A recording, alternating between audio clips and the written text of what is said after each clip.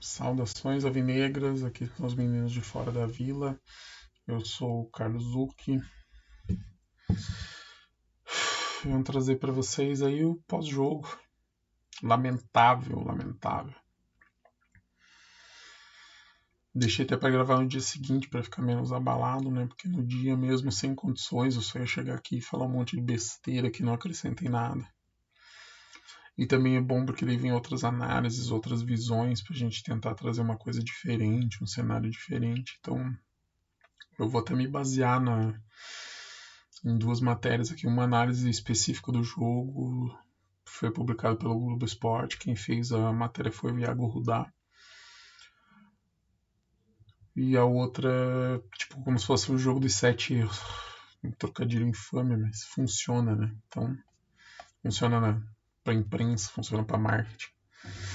Então, trazer para vocês. Eu vou pedir para vocês se inscreverem no canal, ativarem as notificações e se puder dar um like aí no vídeo, agradeço, tá? Meu like pelo vídeo, não pelo resultado, por gentileza. Bora lá.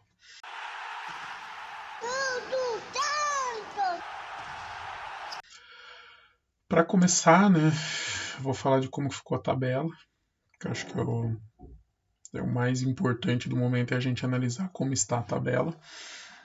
A gente tem aí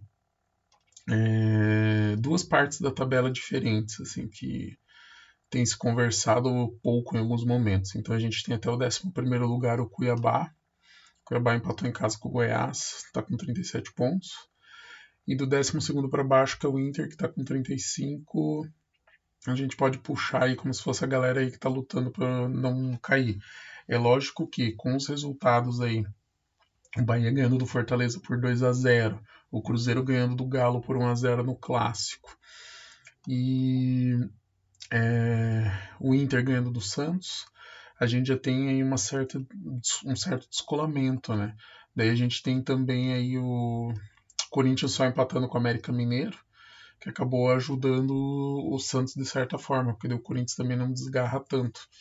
Então hoje o cenário que a gente tem é Internacional em 12º com 35, está a 5 pontos do Vasco, que é o primeiro time na zona de rebaixamento com 30, que é a mesma pontuação do Santos, mas o Vasco já ganhava no saldo de gols e depois dessa goleada a gente tinha, se não me engano, 5 de diferença, agora a gente está com 10 de diferença, né? Então eles têm menos 11 e a gente tem menos 21. Nossa, cara, é pesado falar disso.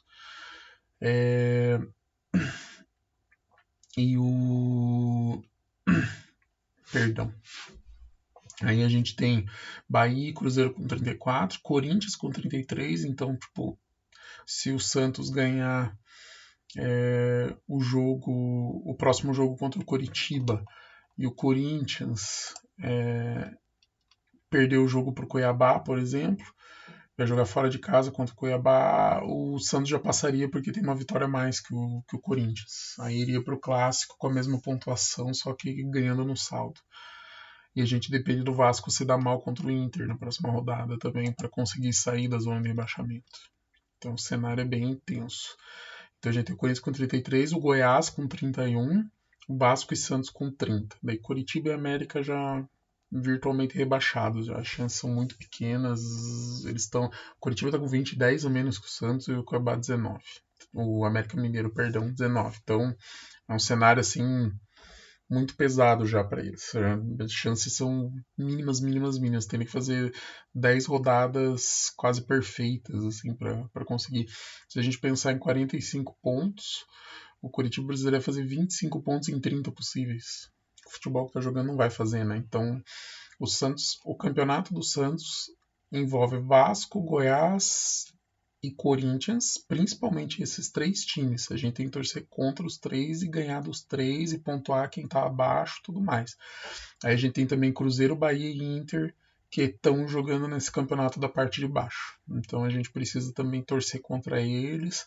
Quanto mais time tiver ali no bolo, maior a chance de um rodar e a gente se dá bem. Então a gente precisa de volume, mas se for para focar é Vasco, Goiás e Corinthians. A gente precisa que esses três times estejam mal e a gente esteja bem. E não é o caso, né? A gente teve 3 vitórias, se iludiu. Aí quando a gente joga bem, a gente perde em casa e agora a gente jogou super mal, um jogo que foi horrível, que o Santos não combateu, não fez nada, né? Sobre o jogo, né? A escalação, a única diferença é que em vez do Max Silveira entrou o Furch, e isso deu uma estragada no Santos. O meio de campo ficou preso na marcação do Inter, não soube jogar contra, e o Santos ficou pouco móvel, né, com essa entrada do Furch. Então, ao invés de ter um jogador que se fosse o Mendonça ou o Silveira que dão mais essa velocidade, ficaram o Furch mais imóvel, o Marcos Leonardo é mais de meio também, não é um jogador de ponta, apesar de ter velocidade. Então, encaixotou o time do Santos, o meio de campo foi pouco combativo, e assim, o Santos tomou gol com 1 minuto, o Kevson fez o gol contra e desandou. Desandou. Aí o Dodô errou também para já tomar o segundo. O terceiro gol foi uma jogada coletiva do Inter bonitinha, mas assim, o Santos foi pouco combativo, os jogadores não estavam combatendo, não estavam lutando, sabe? Aquela coisa de se atirar na bola, tentar se forçar, correr, divide todas, briga todas. Não teve isso nesse jogo. Então, quando saiu o terceiro, já tinha desandado. E aí, daí em diante, daí teve uma falha aqui do Vladimir, uma falha do Basso no segundo tempo. O Santos até teve uma bola na trave no primeiro tempo, quando estava 3-0, que já não adiantava, né? Porque o Santos recuperar de até consegue, agora de 2 ou mais, a gente não vê esse potencial todo. O medo é que esse resultado seja muito pesado aí para esse elenco, né? Então, não sei. Bem triste, bem pesado, assim. Tá um peso, né? E vamos lá, vamos falar dessa matéria ali que eu falei, né, do Iago Rudar, que foi a análise. Foi a pior derrota do Santos em toda a história do Campeonato Brasileiro. Igualou o 7-1 para o Corinthians em 2005, só que lá tinha um peso de reverter um jogo que a gente sabia que não tinha sido roubado porque o juiz lá que teve o esquema lá dos resultados dos jogos que foram revistos foram todos os que ele apitou, só que naquele ele falou que ele não conseguiu, porque o Santos jogou muito mais e ganhou do Corinthians. Daí quando foi revisar o jogo, o Santos estava de cu virado porque sabia que o jogo era feito para o Corinthians ser campeão brasileiro, sabe? Então eu lembro até que o Giovani deu uma bica na bola pro alto em algum momento, porque, cara, ninguém aguentava, sabe? A gente sabia que a gente não podia estar tendo aquele jogo. Aquele jogo só existiu para o Corinthians poder ser campeão. Tanto que o resultado em si foi porque o Santos não queria jogar, porque achava que não tinha que jogar, mas foi obrigado, sabe? Só que naquela temporada, né, em 2005, o Santos terminou em 10º, num campeonato que era disputado por 24 clubes.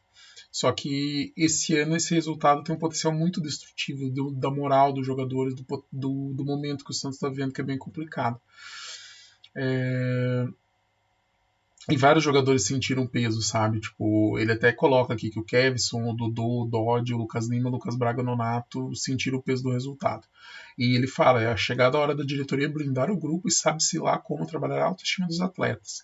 Ao lado da comissão técnica, os mais experientes como João Paulo, Thomas Rincon e Jean Lucas serão peças essenciais nos próximos dias para que a pressão não entre no CT Rei Pelé e o grupo mantenha tranquilidade para trabalhar o momento tão delicado. E é verdade, né? Faltou, sabe, aquilo que a gente tinha falado. Faltou o João Paulo, faltou o Jean Lucas. Eu falei que faltou o Soteldo pela qualidade técnica. Então, quando eu fiz o pré-jogo, falei, né, que eram 3 dos principais jogadores do Santos, aí junto com o Thomas Rincon, né? E o cenário é ruim porque o Bahia e o Inter estão crescendo um pouquinho, daí o Cruzeiro ganha moral aí, ganhando o clássico, sabe? E daí ele fala o que eu tinha falado ali, que a briga pela permanência se concentra em Vasco, Goiás e Corinthians, mas que a cada rodada as chances do Santos se tornam menores e a resposta rápida é mais do que necessária. O Santos tem 5 jogos na Vila e outros 5 fora de casa, e tem confrontos diretos com Coritiba, Corinthians, Cuiabá e Goiás. O Santos tem que dar um jeito de ganhar esses 4 jogos. Esse é o tipo de coisa que o Luxemburgo fazia muito bem. Então, assim, ele conseguiria fazer esse time focar e render contra esses 4 para fazer 12 pontos. E com 12 pontos a gente já chegaria aí nos 42. E tirando ponto desses rivais diretos, né? Então a gente poderia estar passando aí, né? Tipo, a gente amplia a diferença pro Coxa. Empatem pontos com o Corinthians pelo cenário de hoje, né, não pelo cenário do clássico. Espero que o Santos ganhe do Coxa e daí fique com o mesmo, e o Corinthians perca, que daí a gente já vai com essa pontuação só que na frente pelo número de vitórias. Ganhar do Cuiabá, que não está tão distante, ganhar do Goiás, que é briga diretíssima, joga o Goiás para baixo, a gente ultrapassa e fica um pouco mais tranquilo. Só que a gente também tem 3 jogos dificílimos como visitante. A gente joga contra o Flamengo, Botafogo e Atlético Paranaense fora de casa. E nesses jogos, cara, o segredo era fechar a casinha e jogar por uma bola, cara. E isso o Luxemburgo fazia bem. O Filipão fazia muito bem também, cara, nos áureos tempos deles. Então, ganhar os 4 jogos que precisa contra esses concorrentes diretos, jogar por uma bola contra esses outros resultados difíceis e tal, e naqueles outros jogos tentar fazer o melhor possível, principalmente nos jogos em casa. Né? Se a gente conseguir ganhar os 5 jogos em casa, faz os 15 pontos, faz os 45, que na teoria é o que precisa. Talvez precise mais esse ano, tá, gente?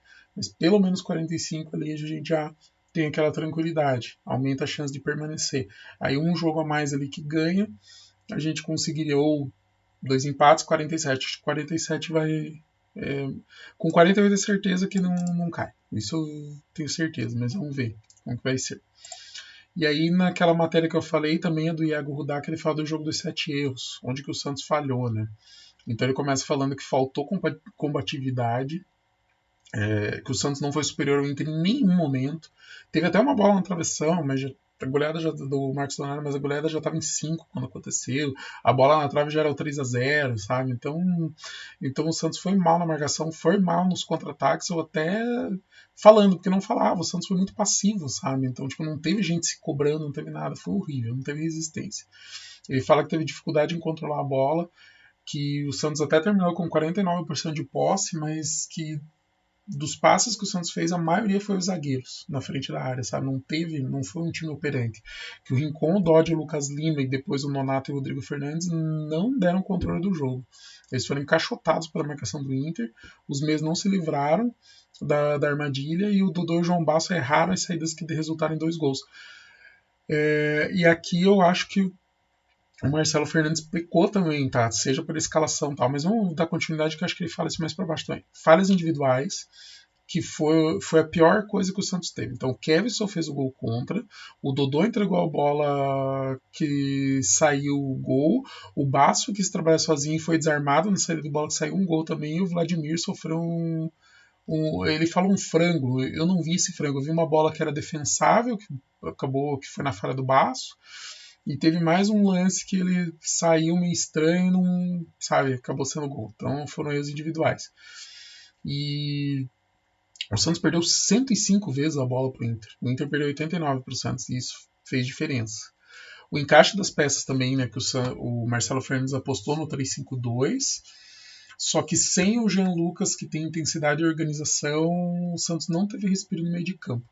E também Soteldo, capacidade de drible e infiltração. Foi pelo Júlio Furt que ficou parado, coisa que eu já tinha falado. E que essas opções descaracterizaram a formação coletiva. O time ficou perdido e facilitou o trabalho do Inter. Falta de velocidade, naquilo que eu pontuei, né? Júlio Furt muito parado e não teve isso. E daí as opções de profundidade estavam no Kevson na esquerda e Lucas Braga na direita. Só que ficaram sobrecarregados com a marcação e não estavam num dia bom. O Kevson marcou o gol contra, desandou, perdeu confiança, que tinha falado, e o Lucas Braga deixou vir na marcação e não chegava no ataque. Não tinha fôlego, até porque o Santos não conseguia criar muito. Então, quando o Santos precisou de jogador liberado, não tinha.